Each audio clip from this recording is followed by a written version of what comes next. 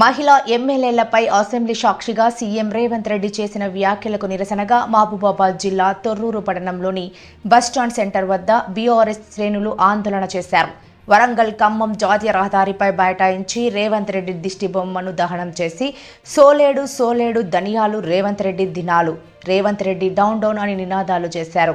ఈ కార్యక్రమంలో మహబూబాబాద్ జిల్లా ZP floor leader Mangalpalli Srinivas పాల్గొని తెలంగాణలో కాంగ్రెస్ పార్టీ ఆకృత్యాలు పెరుగుతున్నాయని, అబద్ధాలు మోసం చేసి మాయమాటలు చెప్పి అధికారంలోకి వచ్చిన కాంగ్రెస్ పార్టీకి మహబూబాబాద్ జిల్లా ప్రజలు సరైన బుద్ధి చెప్పాలని, ఇకనైనా జిల్లాలోని ప్రజలు మేలుకోవాలని ఆయన మాట్లాడుతూ కాంగ్రెస్ పార్టీని ఎద్దేవా చేశారు.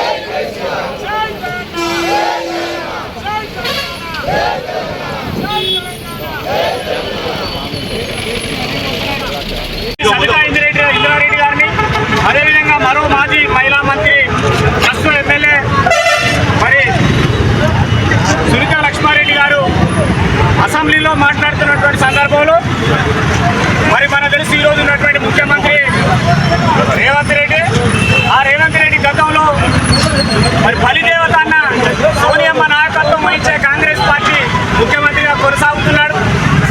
భారతదేశ సాంప్రదాయాల ప్రకారంగా మన స్త్రీని ఎంతో గౌరవంగా చూస్తాం. స్త్రీకి ప్రత్యేకమైనటువంటి స్థానం ఉన్నది ఈ దేశంలో.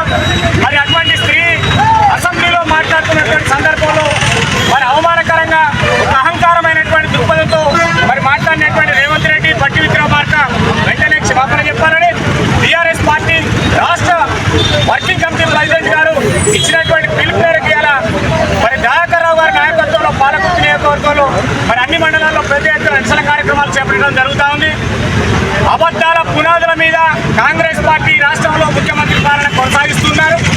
అందులో భాగంగా మరి కంటి తుడుపు చర్య అభివృద్ధి కార్యక్రమాలు చేస్తూ కొండంతలు కోరంతలుగా చేసినట్టుగా ప్రచారం చేసుకుంటున్నారు రేవంత్ రెడ్డి. మరి ఇప్పటికీ వారు ఇచ్చిన మాటలు మాత్రమే మా ఎమ్మెల్యేలు అసెంబ్లీలో మాట్లాడటం జరుగుతూ ఉంది. ఎన్నికలకు ముందు 100 రోజులలో ఏ విధంగా మీరు అనేక బూటకపు హామీలు ఇచ్చారు, 6 గ్యారెంటీల పేరు మీద 11 హామీలు 420 మరి ఎజెండా అంశాలతో ఇచ్చినటువంటి రేవంత్ రెడ్డి ఇలా కంటి తూర్పు చర్యలు మాత్రమే ఒక్కొక్క కార్యక్రమం చేస్తూ ఉన్నాడు. ప్రజలు అనేక ఇబ్బందులు పడుతున్నారు. ఇప్పటికి 95 లక్షల మంది రైతులు మరి కనీసం రైతు బంధు లేక అల్లాడుతున్నారు. ఇప్పుడు ఆయన ఇచ్చినటువంటి 1 లక్ష రుణమాఫీలో కూడా అరకొర మాత్రమే జరుగుతూ ఉంది.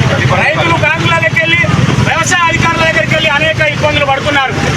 ఎక్కడ కూడా ఇంకా సంపూర్ణమైనటువంటి 1 లక్ష రూపాయల హామీ కానీ, నిన్న ప్రకటించిన 1.5 లక్షల హామీ కానీ కొనసాగట్లేదు. వీటిని ప్రశ్నించినందుకు మరొక అహంకార పూరితమైనటువంటి మాటలతో మరి ముఖ్యమంత్రి స్థానంలో ఉన్నాయని ఇప్పటి కూడా వీధి రౌడీలా మాట్లాడుతున్నాడు. ఇది దౌర్భాగ్యమైనటువంటి ముఖ్యమంత్రి కుర్చీకి హుందాతనం లేకుండా, మహిళల్ని గౌరవించకుండా, మహిళల పట్ల అమర్యాదగా మాట్లాడుతూ ఆయన వారసత్వాన్ని బట్టి విక్రమార్క కొనసాగిస్తున్నాడు. ఈ విధానం వెంటనే కొనసాగితే మరి ఇది మంచి పద్ధతి కాదు. అనేక మంది అనేక పార్టీల నుంచి కొత్తగా పాతగా వచ్చిన ఎమ్మెల్యేలు ఉన్నారు. మరి మన దగ్గర ఉన్న ఎమ్మెల్యే గారు కూడా సాటి మహిళలు జరుగుతున్నటువంటి విషయాన్ని కూడా క్లియర్గా మాట్లాడకుండా ఏదో వాళ్ళ పార్టీని గుడ్డిగా మద్దతు చేస్తున్నట్టుగా కొనసాగుతారు. కనుక ఈ చర్యలను మేము భారత రాష్ట్ర సమితి తీవ్రంగా ఖండిస్తున్నాం. భవిష్యత్తులో ఈ విధంగానే కనుక మాట్లాడినట్లయితే ఖచ్చితంగా ప్రజలలో తిరుగుబాటు వస్తుంది. ఇప్పటికే చాలా రకాలుగా వారు ఇచ్చిన హామీలు అనేకం ఒక్కటి కూడా స్టార్ట్ కాలేదు. వీటన్నిటిని ప్రశ్నించినందుకు అసెంబ్లీ సాక్షిగా మరి ఏదైతే టీఆర్ఎస్ నిరసన తెలియజేస్తుందో, పోరాటం తెలియజేస్తుందో, వాస్తవాన్ని ప్రజలకు ఏ విధంగా ఎక్స్ప్లెయిన్ చేస్తుందో వాటన్నిటిని కూడా మరి ప్రజల ముందుకు తీసుకురావడం జరుగుతుంది. దీన్ని దృష్టిలో పెట్టుకొని మరి ఇవాళ మహిళా లోకమంతా రాజకీయ పార్టీలకు అతీతంగానైనా పర్వాలేదు, ఒకసారి మహిళకు అసెంబ్లీలో జరిగిన అవమానం